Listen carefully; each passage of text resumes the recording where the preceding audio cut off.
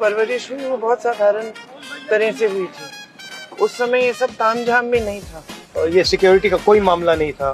तो हम भी सड़कों पे जाके खेलते थे बच्चों के साथ। जब 80 का चुनाव हुआ तो तुम्हें याद है हमने बच्चा पार्टी बनाई थी। हाँ। 40 बच्चों का गैंग था, सड़कों पे जाते थे बच्चा पार्टी जिंदाबाद, बच्चा पार्टी जिंदाबाद, और पोस्टर चेप लेते थे अपने बच्चा पार्टी। याद है।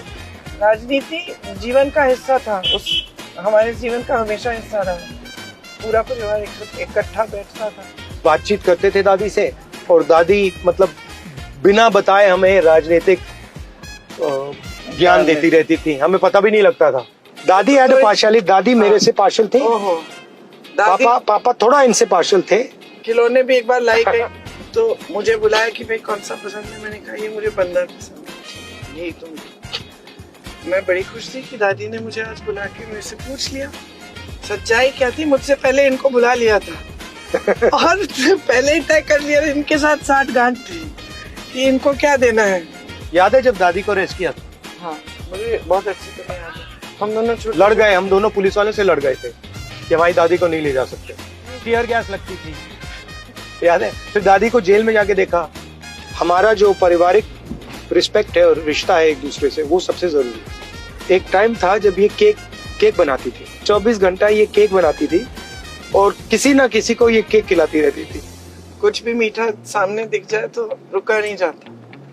और मुझे सबसे ज्यादा चिढ़ तब होती है जब मैं कुछ खा रही हूँ और दोनों माँ बेटे मुझे बोलते बहुत ज्यादा खा रही हो, और मुझे देखते ही मुझे बोलता है मोटी हो रही हो। चिढ़ मचती। चुप हो भाई। इसकी फेवरेट जलेबी है, क्योंकि वो पापा की फेवरेट थी, इसलिए इसकी फेवरेट है। अरे पसंद है। But used to like it, पापा also used to like it। सबसे बेस्ट कुक मेरी नानी थी। ये तो सच है, तो अब तो नहीं है ना। अब उनके बाद ये है, नहीं उनके बाद एक्चुअली शायद मेरी माँ की बहन है। पूरे परिवार को गिन लो। ठीक है, मगर ये बहुत अच्छी है। सच्चाई है कि मैं बेस्ट कुक हूँ नहीं, पूरे परिवार। नहीं, ये बेस्ट नहीं है। मैं सब बनाती हूँ, मैं देसी खाना भी बनाती हूँ, थाई खाना भी बनाती हूँ, इटालियन खाना भी बनाती हूँ। अब बोलो। हमारी आर्ग्यूमेंट्स भी होती है, लड़ाई भी होती है, बट वो 15 मिनट, 20 मिनट, आधा घंटा छोटी छोटी बातों पे कभी हो जाते हैं। जैसे मेरी माँ के साथ मेरा चलता रहता है उनकी हेल्थ के बारे में। माँ बड़ी स्टबर्न भी है, वो कुछ करना चाहती है तो फिर रास्ता निकालेंगी, कुछ ना कुछ करके रास्ता निकाल दे। इंदिरा जी एक बहुत मजबूत शख्सियत थी। सोनिया जी बहुत दुख देखे, बहुत झेला और उभर कर आई राजनीति में, और उन्होंने बहुत संघर्ष किया, बहुत ही दृढ़ महिला रही।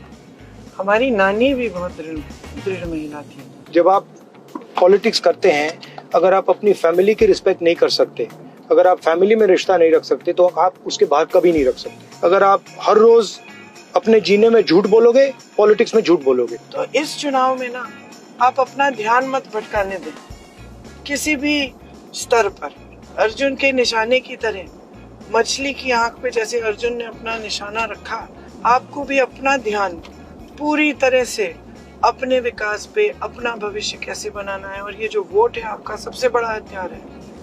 इस वोट को आप विवेक से इस्तेमाल करिए, इस वोट से ही आपका भविष्य बनेगा।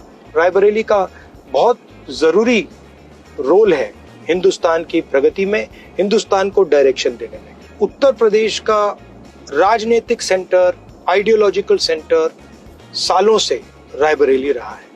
रायबरेली ने ही आजादी की लड़ाई में रास्ता दिखाया था, और आज रायबरेली का रोल ये होना चाहिए कि पहले वो उत्तर प्रदेश को विकास का, प्रगति का रास्ता दिखाए, और फिर उत्तर प्रदेश एक बार फिर हिंदुस्तान को प्रगति और विकास का रास्ता दिखाए।